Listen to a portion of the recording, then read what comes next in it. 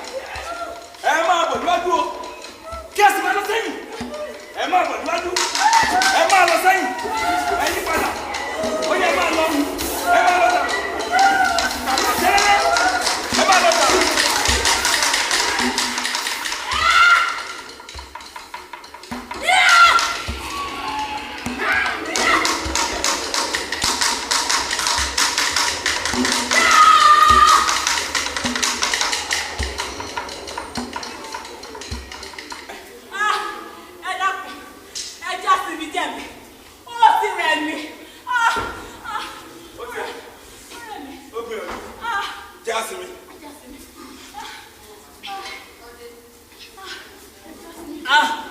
Bàbá. Mo dúpẹ́ púpọ̀ nígbà tẹ́ gbà mí lọ́wọ́ àwọn ẹni wọ̀nyẹn o. Ẹ wò, níwọ̀n ìgbà tí mo bá wà láyé, mo ò ní gbàgbé oore tẹ́ ṣe fún mi láíláí. Ẹ ṣé o. Kékeré nìyẹn. Gbàgbé ẹ̀. Ẹ ṣé o bàbá. Ṣùgbọ́n ìwọ gan. Báwo ló ṣe rìn tó o fi bára rẹ láàárín àwọn abàmì ẹ̀dá báwọn? Ṣé kí n sọ tòótọ́ fún yín bàbá? Lọ́jọ́ kìíní àná tí mo rí ọmọkùnrin o, ẹ̀wọ̀ ara rẹ̀ ti wọ̀ mí lára pátápátá. Èmi ti gbàgbé pé tòótọ́ ni ọ̀rọ̀ àwọn àgbà tó ní ẹni bá fẹ́ ẹ̀wọ̀. Ó fẹ́ ìyọnu. Ó fẹ́ ìyọnu bàbá. Ó ti yé báyìí. Bàbá. Ìjà tiẹ̀ ti gbéyàwó.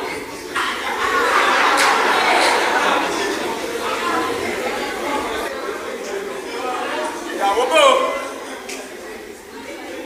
Ẹ̀mú ni ìyàwó tèmi. Nígbà ìgbà wá gbéyàwó, bóò láti bímọ. Ọmọ. Èmi ò mọ̀. Nígbà ìgbà wá bímọ. Ta ni ó tọ́jú yín bẹ́ẹ̀ bá ti dàgbà?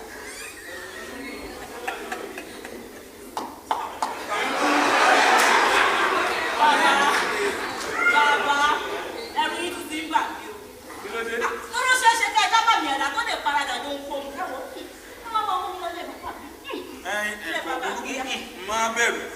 A lọ lé bàbá rẹ. Ṣùgbọ́n ká tó lọ, a láti dé ibì kan. Ibo. Ìlú àwọn òkú. Òkú. Wọ́n náà ń bí ilé bàbá mi jọ. Dúró ìlú àwọn òkú ni mò ń lọ. Ilé bàbá mi. Jáde lọ. Mo ní ilé bàbá mi. Kí ni sí ọ? Mo yá. Àní o jáde lọ. Ọmọ ìka máa wọlé o.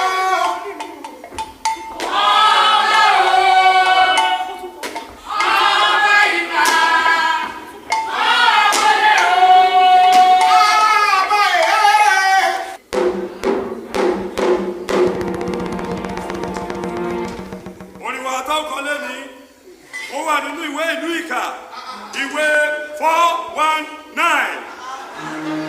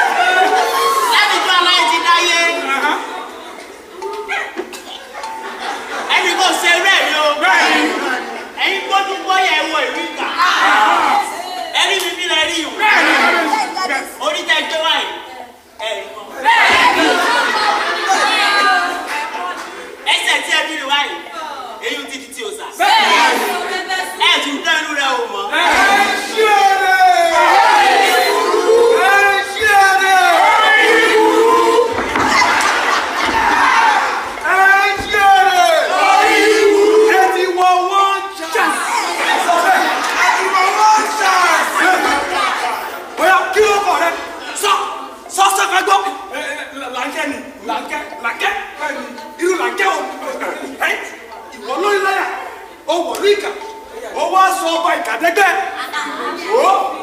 orí tó gbé wá bí lónìí ìwọ òtún ni mọ́ ẹsẹ̀ tó bí rìn wá iyún ní tòòsà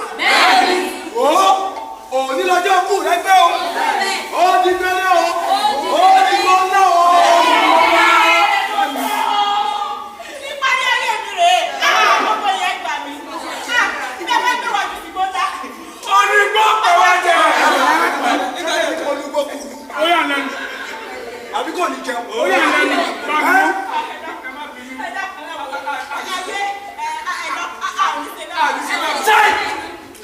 orí yín bàjẹ́ ibo lè lọ bẹ́ẹ̀ wá dání yín mú bẹ́ẹ̀bẹ́ẹ́ jẹ́ta pẹ́ẹ́rẹ́pẹ́ wò ó bẹ́ẹ̀bẹ́ẹ́ kọ inú gbọ́nà lẹ́kùn sí ẹ̀ ṣí èrè.